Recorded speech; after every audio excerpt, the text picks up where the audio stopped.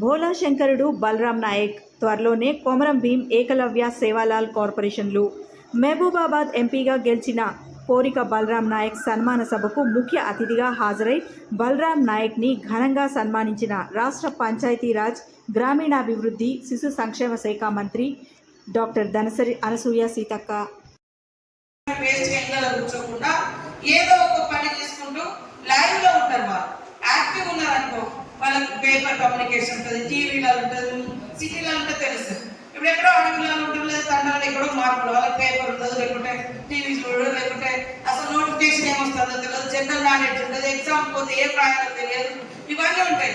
ఈ టైంలో మేము అదే చెప్పినాం, మీరు చదువుకుంటూ పని చేసుకుంటూ చదువుకుంటూ. కాబట్టి మీ జీవితాలు అక్కడనే ముగించాలని కాదు. ఇవాళ ఒక పెట్రోల్ బంకులో బాయిగా పనిచేసిన నారాయణ రెడ్డి గారు మన ములుగు జిల్లా కలెక్టర్గా వచ్చారు. అంటే పెట్రోల్ బంకులో పనిచేసిన కూలి కుటుంబం నుంచి వచ్చి ఆయన కలెక్టర్ అయ్యారు. మనలో కూడా చాలా మంది తల్లిదండ్రులు కూలికి పోతే మరి చదువుకొని ఉద్యోగాలు చేస్తున్నారు. మరి అప్పటిదాకా ఖాళీగా గవర్నమెంట్ ఉద్యోగాలు వచ్చేదాకా ఖాళీగా ఉండకుండా మన శాయశక్తిలో మనం కూడా ఏదైనా ఒక దారి చూపించాలి.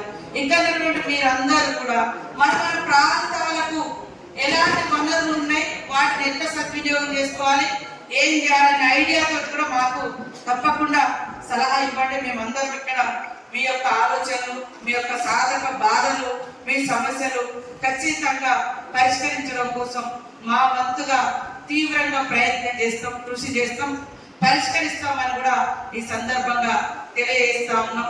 చదువుకున్న సమాజం ఎక్కడైతే ఉంటుందో ఆ సమాజం అభివృద్ధి పదంలోకి వెళ్తుంది. మరి చదువు లేకుండా అక్షరాస్యతలకు దూరంగా ఉంటే మన కుటుంబాలు కూడా బాగుండే.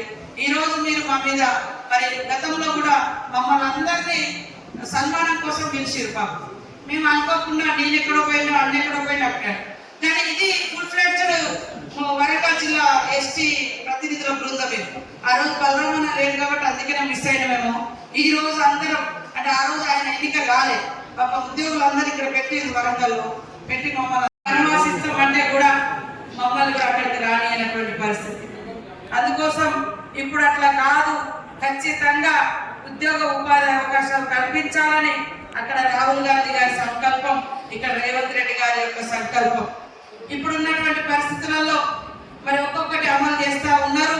తప్పకుండా ఇచ్చిన మాట ప్రకారం ఉద్యోగాలు కానీ, ఉపాధి కానీ, గ్యారంటీ స్కీమ్స్ కానీ, మన ఎస్టీల రిజర్వేషన్స్ కానీ, అదే విధంగా మన కార్పొరేషన్స్ కూడా గతంలో పంచాయతీలు పెట్టి మరి ఒక్క పని కూడా జరగాలి. ఇంతసేపు మనం పంచాయతీ పెట్టుకుంటున్నాం, ఒక్కరైనా ఉద్యోగాల కోసం కొట్లాడలేకపోయినా మన మీద మనం రాలేసుకునే పరిస్థితుల్లో జరిగింది. మన దృష్టాంతం ఎడిపోయింది. అసలు ఉద్యోగాలు గతంలో జీవో నెంబర్ 3 ఉండేది, లేదా మరి ప్లేన్ డిఎస్సి ఉండేది, ఏజెన్సీ డిఎస్సీలు ఉండేవి 15 ఏళ్ల క్రితం, 20 ఏళ్ల క్రితం. కానీ అవన్నీ కనుమరుగు అయిపోయాయి. ఇప్పుడు ఉద్యోగాలు కూడా మరి గత కొంతకాలంగా లేకుండా పోయినప్పుడు కూడా మనం ప్రశ్నించలేకపోయినాం ఆ రోజు. కానీ ఈరోజు సీఎం గారి దృష్టిలో ఉంది ప్రత్యేకంగా ఈ సబ్జెక్టును పరిష్కరించాలని. అదే విధంగా మరి సేవాలాల్ కార్పొరేషన్ ఒకటి, కొమరం భీం కార్పొరేషన్ ఒకటి, ఏకలవ్య కార్పొరేషన్ ఒకటి. మన కులాలు కాకుండా ఆయా కులాల కార్పొరేషన్ల ద్వారా కూడా వీళ్ళ యొక్క సమస్యను పరిష్కరించాలన్నటువంటి ఆలోచనతోటి మరి ఉన్నారు. తొందరలోనే వాటిని కూడా ఏర్పాటు చేస్తారు.